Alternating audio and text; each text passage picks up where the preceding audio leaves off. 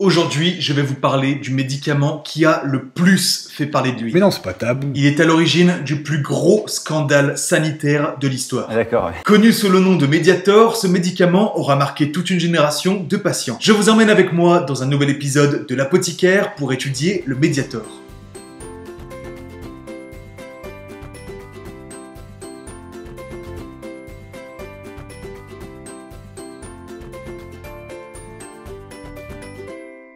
Le Benfluorex, c'est une molécule qui a été commercialisée par le laboratoire Servier sous le nom de Mediator de 1976 jusqu'en 2009. Oui, il y a une date de fin, 2009, parce que toutes les bonnes choses ont une fin. Ouais, c'est marrant.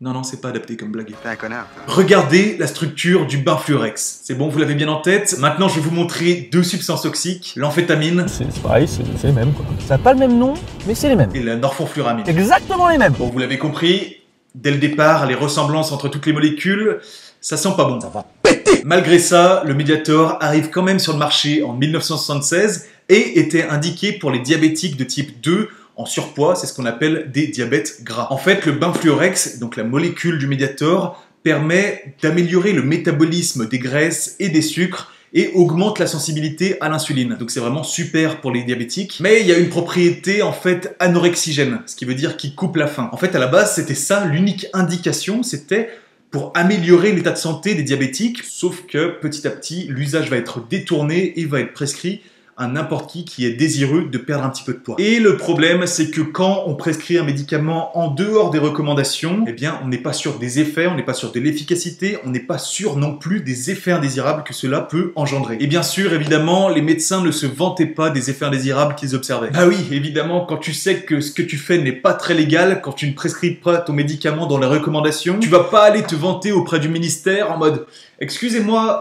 quand j'ai pas respecté la loi, j'ai observé ça. » D'accord, eh bien, vous allez nous suivre, monsieur, on va vous mettre les menottes. C'est une descente de police. En fait, ce médicament n'aurait jamais dû se retrouver sur le marché. Et ça ne date pas d'hier, on le sait depuis les années 70 que le Benfluorex, une fois dans le corps, il fait apparaître de la norfenfluramine. Waouh, qu'est-ce que c'est que ce truc là? Et la norfenfluramine, en fait, c'est un produit toxique qui va, en quelque sorte, détruire les valves cardiaques.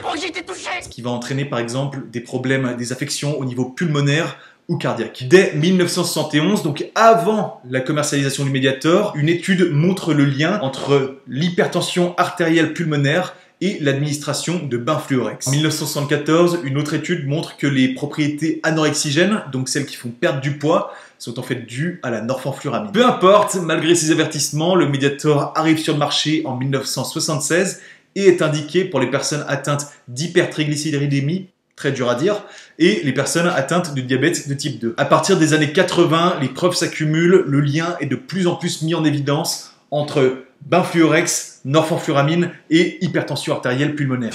J'ai rien compris, moi. C'est un bordel. En 1997, en France, une enquête est même menée parce que, apparemment, il paraîtrait que le Mediator a un usage détourné pour perdre du poids.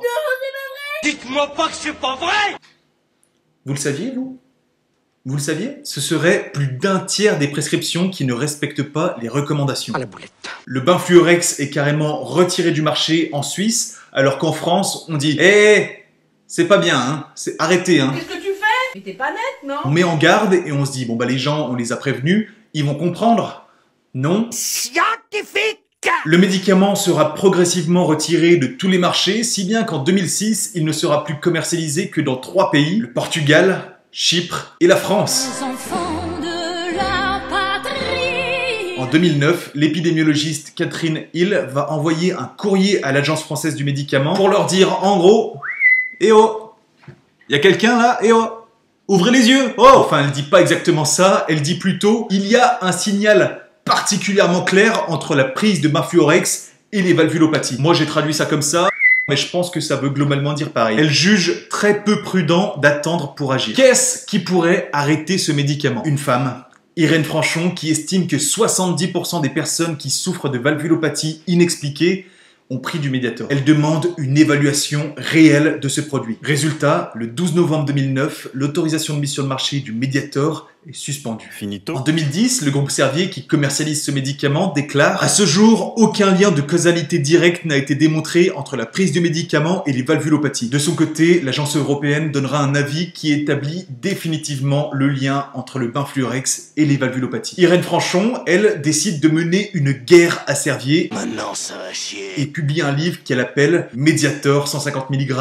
Combien de morts? En plus, en 2011, 2 chercheurs du laboratoire déclarent qu'il y a certaines informations qui ont été un peu cachées sous le tapis pour que le Mediator obtienne son autorisation de mise sur le marché. Par exemple, le médicament aurait uniquement été présenté comme un antidiabétique et que les informations concernant les propriétés anorexigènes, elles auraient un peu été cachées. À partir de là, de nombreux patients vont décider de porter plainte. Ce sont 8350 dossiers qui sont déposés à l'ONIAM, mais seuls 293 seront reçus avec un avis positif pour indemnisation. Qui veut gagner de l'argent en masse? En 2017, la Cour de cassation reconnaît la responsabilité du laboratoire Servier. L'état des connaissances scientifiques ne permettait pas d'ignorer les risques d'hypertension artérielle pulmonaire et de valvulopathie induits par le Benfluorex. Continuez, Jackson, vous m'intéressez. Je vous la fais courte, mais en 2020, les caisses d'assurance maladie exigent qu'on leur rembourse 450 millions d'euros. Et en 2021, Servier est condamné à 2,7 millions d'amendes et doit indemniser les parties civiles à hauteur de 158 millions d'euros. Combien?